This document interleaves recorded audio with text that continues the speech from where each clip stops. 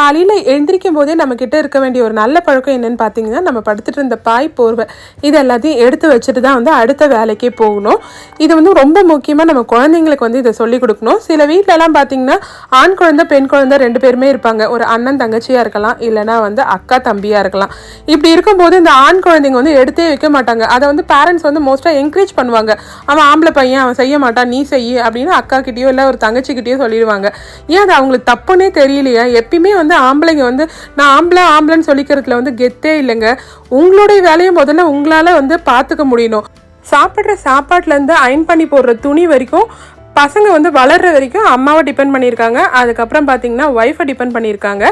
எப்பயுமே வந்து அவங்க வந்து டிபெண்டாக தான் இருக்காங்க. ஒரு பொண்ணுங்களை பார்த்தீங்கன்னா எல்லாமே அவங்களே பார்த்துப்பாங்க. பொண்ணு சொல்லலாங்க, நான் வந்து ஒரு பொண்ணுன்னு கெத்தா, ஆனால் ஒரு ஆண் சொல்லவே முடியாது.